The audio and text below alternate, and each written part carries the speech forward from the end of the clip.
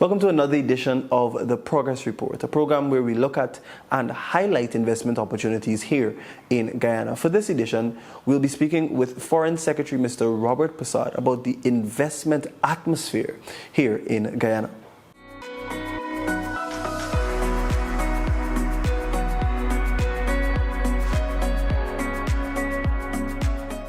Mr. Prasad, we've seen massive foreign interest here in Guyana, and particularly in 2022. Most recently, we saw a delegation from Qatar come to have meetings with the president and things of that nature. What exactly was the purpose of this visit?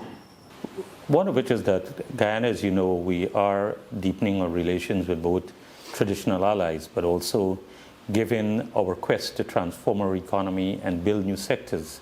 Especially take, for instance, the growth that is taking place in oil and gas, which is a relatively new sector for Guyana. But there are other sectors that we are focusing on. We also have to look in terms of developing synergies with countries that have had some level of maturity and experience in this regard.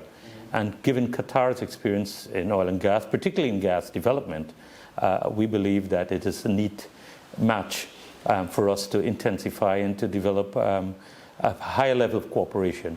And it is in that context that the Minister of Energy, who is also the CEO of Qatar Energy, the national oil company, and he's also the chairman of Qatar Airways.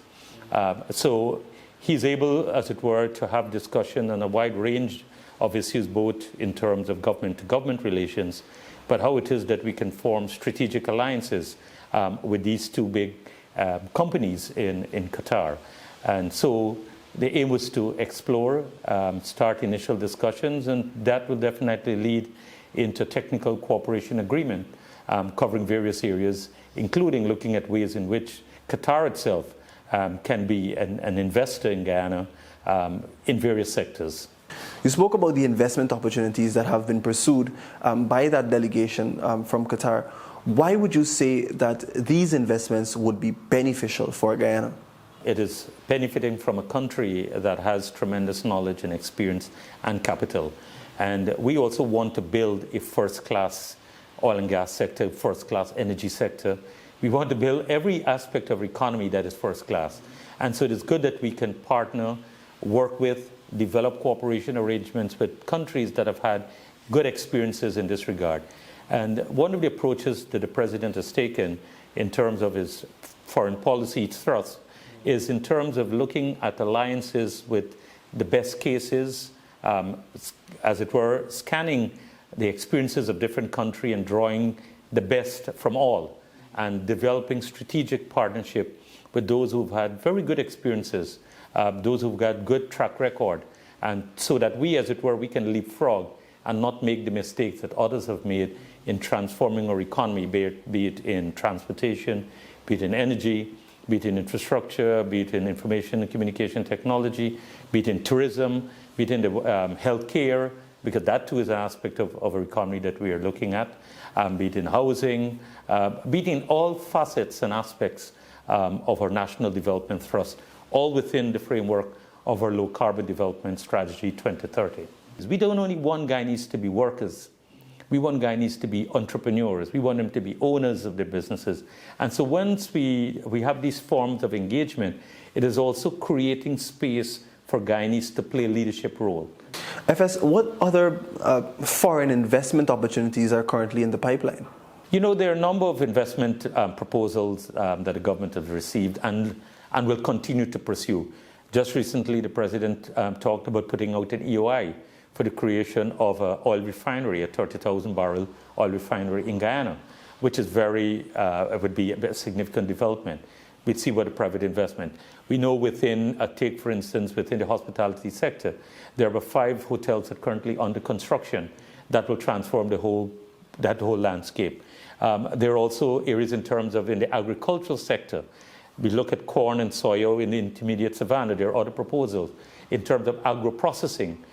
When the gas to shore project comes on stream, a whole industrial complex will come about. There already government has been receiving proposals in terms of looking at light industry based on our resources, be it in agriculture, whether it's in terms of utilizing some of the same oil and gas resources, whether we're looking at fertilizer and a petrochemical industry in many regards. So those are some of the proposals and some of the, as it were, some investment opportunities that we will see materializing in the near to medium term. Aside from the oil and gas industry, the massive oil and gas industry, what would you conclude to be the reasons for persons wanting to come and invest in Guyana?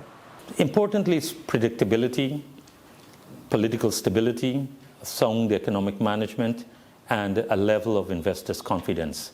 People will not bring their money if they're not sure about the environment within which they're operating, whether the situation is stable, whether they can be guaranteed the return that comes about from macroeconomic stability, but also in terms of trusting, as it were, the government that is in charge, trusting the people of Guyana too. So it is all these components come together that we see generating the interest. But we're not, as it were, a free-for-all country. We're a country of laws. We're a country that want to ensure that workers are protected, to ensure that Guyanese are protected. So whilst we are open for foreign investors and we have all the right ingredients coming together in this regard, that is, as it were, attracting this intense and unprecedented interest, at the same time, too, we are doing it in a very skillful, in a very conscientious way, and in a very strategic way, looking in terms of the short-term needs of our country, but also taking care of the long-term issues that we will have to face as a nation and as a people. So it is complex as much as it is pragmatic in how we are approaching this. So this renewed interest, whilst it is good, and we are welcoming and we are encouraging, also it is being managed in a way that we will not, as a nation, be disadvantaged or shortchanged in the long run. What would you say to other foreign companies, organizations, even members of the diaspora who may be mulling the idea of coming back to Guyana or coming to Guyana to invest? What would be your advice to them? Seek out the opportunity, do your homework, do your feasibility, see what works best for you. As a government, we can only tell you what are the opportunities. We will not tell you, you must invest here or don't invest there.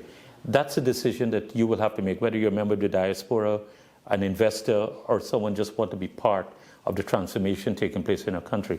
It's a decision that you have to make.